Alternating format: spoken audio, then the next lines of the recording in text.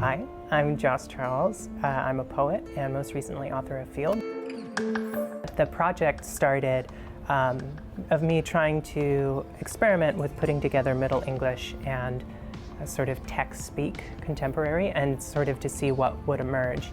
And there's a poem near the end that is probably my personal favorite that I can speak to some. There is this month in November of 2015 in which 3 friends of mine who are all trans women died. So I was very sad, and mourning. That month I was turning 27, and all these things sort of coalesced into this moment in which the project sort of shifted. This is number 57. Tonight, I would love to write the moth in the garden, to grieve it. And as a matter of form, did you know, not a month goes by a tran I know doesn't die. Just shy of 27, it's such a pleasure to be alive in this trembled suit you lent. Shock is a structured response, a word lost in the mouth of keepers. And you thumb at the moth, a dozen bees. I tethered these nights. I gathered so many trees. I'm Dominique, Christina, and I'm a writer and a poet.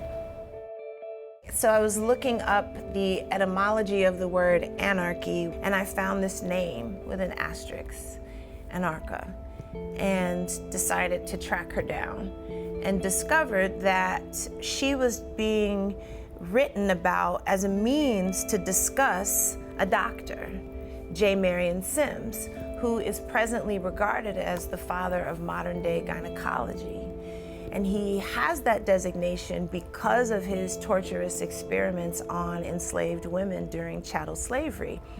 Anarcha negotiated more than 34 surgical procedures at his hands, all without the benefit of anesthesia. The first poem I'll read is very short. It's called Dr. Sims Makes Something New, and this is really when he was right at the part where he was going to invent the precursor to what would become the speculum that's used in gynecological exams. What should happen most always is invention. There is no wider mystery in the universe than that of woman. What salt and bones she's got, she is a composition of afterthought, a borrowed rib if you know your Bible. She is so easily disassembled. I take the ruined stock of Eve, the wilted petals, the spent flesh, and bring it wire, steel, restoration. Everything we delight in came first by the blood of a woman. And then, iron, and what men do after.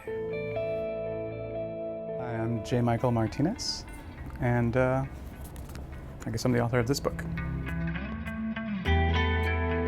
I've been writing poetry, well, I've been writing since 2nd grade. I recently found my first writings, and they are hilarious, and I realized what a quirky kid I was. This is Museum of the Americas. I began it in early February of the year that Trump got elected. And I'd experienced a lot of racism in my time. However, since that election, there was a lot more directed at me and encountering people who were wondering what I was doing in their neighborhood.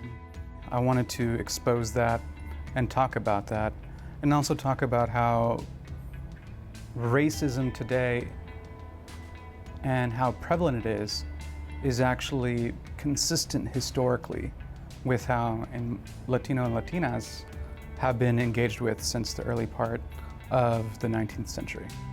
The first poem I'll read, I wrote the day that Trump was installed into office. It's POTUS 45. And this is the opening poem of the book, as I wanted to immediately declare the kind of politics that the book was going to be inhabiting. POTUS 45. This pivot point so carcass carved servant who sweetens only mirrors. Where is the milk